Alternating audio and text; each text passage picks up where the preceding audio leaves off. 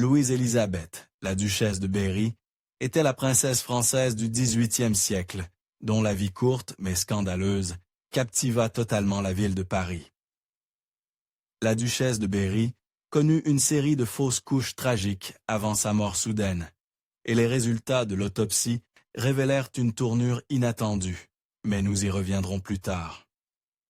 Louise-Élisabeth naquit en août 1695, fille de Philippe II, régent de France, et de Françoise Marie de Bourbon. Ses parents étaient le cousin germain par le roi Louis XIV. Dès sa naissance, Louise-Élisabeth portait le titre honorifique de Madame Ozile de Léon. On lui donna le surnom affectueux de « Joufflotte », qui se traduit approximativement par « potelé ». Louise n'était jamais l'image de la santé parfaite. Même si elle était ronde comme une pêche, à l'âge de seulement 6 ans, elle tomba gravement malade. Cette mystérieuse maladie semblait sur le point de lui ôter la vie prématurément, mais son père la soigna avec dévouement, restant à son chevet jour et nuit. La grand-mère paternelle de Louise, Élisabeth Charlotte, remarqua sa résilience face à cette terrible maladie. Elle écrivit que Louise avait une volonté bien à elle, si bien qu'il n'était pas surprenant qu'elle fût comme un cheval fougueux. Malheureusement, Louise-Élisabeth tomba de nouveau gravement malade. À l'âge de 10 ans, elle contracta la variole, et cette fois, il semblait certain qu'elle n'en réchapperait pas. En fait, selon certaines sources, elle n'y survécut pas du tout. La petite Louise fut présumée morte pendant 6 heures, ayant miraculeusement survécu, non pas à une, mais à 2 rencontres avec la mort. Les parents de Louise-Élisabeth étaient impatients de la marier, avant qu'il ne soit trop tard. Ils organisèrent son mariage avec Charles, duc de Berry, alors qu'elle n'avait que 14 ans. Le duc de Berry avait 10 ans de plus qu'elle à l'époque. Après son mariage, sa cousine germaine, Marie-Anne de Bourbon, devint sa dame d'honneur. Marie-Anne servit Louise fidèlement pendant des années, mais finit par démissionner en signe de protestation. La jeune duchesse était un peu trop portée sur les scandales et les désastres au goût de sa cousine. Le mode de vie effréné de Louise-Élisabeth eut rapidement des conséquences. 1 an après son mariage, Louise tomba enceinte de son premier enfant. Cependant, avant qu'elle ne puisse célébrer sa maternité, la tragédie frappa. Louise-Élisabeth n'avait jamais été en excellente santé, et une grossesse était un lourd fardeau. Alors qu'elle approchait du terme, ses médecins lui conseillèrent de rester à Versailles ou au Palais Royal. Son mari, cependant, insista pour qu'elle fasse le voyage jusqu'à Fontainebleau pour l'accouchement. Ce voyage ardu fut éprouvant pour la très enceinte Louise, et malheureusement, elle donna naissance à une fille mort-née à Fontainebleau. Après coup, les médecins imputèrent la faute au voyage. Ils affirmèrent que le stress du déplacement et les incidents survenus en chemin avaient été trop pour l'enfant à naître. Louise, cependant, s'en remit comme d'une brise d'été et reprit immédiatement ses frasques. Louise-Élisabeth tenta de nouveau sa chance en 1712, et en mars suivant, elle donna naissance à un garçon. Lui non plus n'était pas en bonne santé. Moins de 4 mois après l'accouchement, le pauvre nourrisson commença à avoir des convulsions incontrôlables. Il décéda en juin de cette année-là. Louise fit extraire le cœur de son fils et le fit porter dans un couvent à Paris. Le reste de son corps fut enterré dans une basilique en périphérie de Paris. C'était une tradition religieuse en France à l'époque. À son crédit, Louise-Élisabeth veilla sur les gouvernantes de son fils. Les domestiques furent probablement plus dévastés par la perte qu'elle ne l'était, et elle voulut qu'elle soit dédommagée. Louise s'assura que les gouvernantes de son fils reçoivent leur salaire intégral à vie. Le duc de Berry devait être las de l'incapacité de sa femme à lui donner un enfant viable. Plus tard cette année-là, il prit l'une des femmes de chambre de Louise comme maîtresse. Comme si cet affront ne suffisait pas, l'affaire était de notoriété publique. Louise-Élisabeth prit l'insulte à cœur. Louise entretenait déjà une liaison de son côté, ou plutôt plusieurs, pour dire vrai, avec un certain monsieur de Salvert. Mais lorsque son mari prit l'une de ses femmes de chambre comme maîtresse, elle décida de passer à un mystérieux, mais sans doute séduisant, monsieur Lay. Elle voulait rendre le duc très jaloux. Louise faisait preuve de plus de discrétion dans ses liaisons extra-conjugales que dans ses fêtes excessives. Elle avait réussi à garder ses premières aventures relativement secrètes, mais sa liaison avec Lay était motivée par la vengeance, et elle l'affichait ostensiblement. Elle n'aurait pu prévoir la réaction glaçante du duc. Le duc de Berry était outré par la nouvelle liaison de sa femme. Aussi jaloux fut-il, il était probablement plus contrarié par l'audace dont elle faisait preuve. En représailles, il menaça de l'envoyer dans un couvent. Louise-Élisabeth n'aurait certainement pas apprécié la vie au couvent. Elle n'aurait pas pu faire la fête. Et bien sûr, il y avait ce vœu de célibat. Rien de tout cela ne ressemblait à Louise, mais c'était toujours mieux que de rester une seconde de plus avec son mari. Leur relation brisée atteignit son paroxysme lorsque le duc la frappa violemment en public pour ses indiscrétions.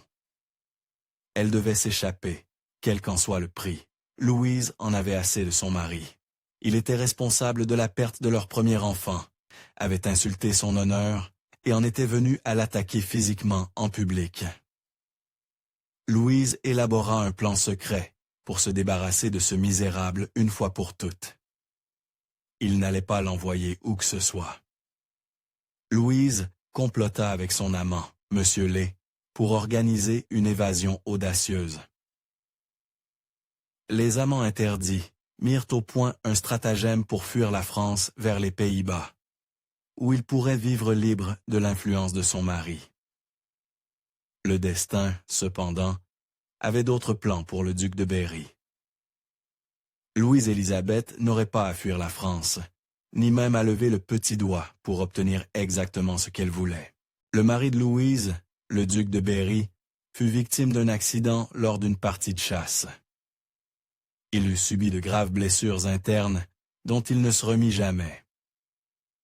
En mai 1714, lorsque le duc rendit son dernier souffle, Louise devint officiellement une duchesse douairière. Elle était enfin libre de vivre comme elle l'entendait. Si son histoire jusqu'à ce point semble déjà mouvementée, elle est bien sage comparée à ce qui allait suivre. 7 semaines après le décès de son mari, Louise-Élisabeth donna naissance à une autre fille. Malheureusement, l'enfant décéda quelques jours plus tard. Ce fut une autre terrible tragédie. Mais comme toujours avec Louise, des nuages de controverses planaient. Compte tenu du moment de la grossesse, des doutes planaient sur l'identité du père de l'enfant. Louise s'installa au palais du Luxembourg pour vivre son veuvage. Dans un acte égoïste qui la rendrait éternellement impopulaire, elle ferma le jardin du Luxembourg au public. De plus, elle recevait un revenu annuel considérable de l'État. Son égoïsme lui valut le mépris des Parisiens pendant des années. Après le décès de Louis XIV, son grand-père maternel et roi de France, Louise-Élisabeth annonça qu'elle porterait le deuil pendant 6 mois. Bien sûr, son idée du deuil comportait beaucoup moins de larmes et beaucoup plus de réjouissances que celle des autres. Elle devint rapidement une veuve joyeuse, organisant des fêtes, assistant à des bals et jouant aux jeux d'argent. Au milieu de son deuil, la duchesse de Berry cessa soudainement de faire la fête et s'enferma dans son palais. L'histoire officielle était qu'elle souffrait d'un rhume. La vérité, comme toujours, était bien plus scandaleuse. Louise ressentait les douleurs d'une nouvelle grossesse. Son confinement clandestin devint le sujet de nombreuses rumeurs à Paris. La grossesse de Louise, si peu de temps après le décès de son mari, ne pouvait signifier qu'une chose, un scandale. Les tabloïds du XVIIIe siècle sautèrent sur l'histoire. comparant Louise-Élisabeth à d'autres figures scandaleuses de l'histoire. Il y eut même une chanson, écrite en 1716, sur les nombreuses, très nombreuses, fausses couches de Louise et sa liste croissante d'amants. L'année suivante, Louise fut au centre d'un autre scandale dans les tabloïds, cette fois impliquant un roi étranger. Elle accueillit le tsar Pierre le Grand de Russie lors de sa visite en France. Les tabloïds rapportèrent que Louise, en saluant le souverain russe, était grosse comme une tour. Le célèbre écrivain français Voltaire se retrouva dans l'eau chaude avec les autorités françaises lorsqu'il insulta la princesse douairière, toujours enceinte. Voltaire la qualifia de fille de joie, en des termes moins amicaux. L'arrestation de Voltaire attira de nouveau l'attention des tabloïds. Louise-Élisabeth était, selon toute vraisemblance, de nouveau enceinte. Elle s'était confinée dans une autre de ses résidences, le château de la Muette. Là-bas, elle abandonna la chasse et l'équitation. Une fois que les tabloïds s'emparèrent de l'histoire, ils furent impitoyables. Ils rapportèrent que Louise, comme son surnom, Joufflotte, le suggérait, était potelée. En fait, ils prétendirent qu'elle était si grosse de sa dernière grossesse qu'ils craignaient pour sa vie. Les grossesses fréquentes de Louise après le décès de son mari étaient une source constante de divertissement pour les Parisiens. Personne, cependant, ne s'amusait autant que les compositeurs de chansons.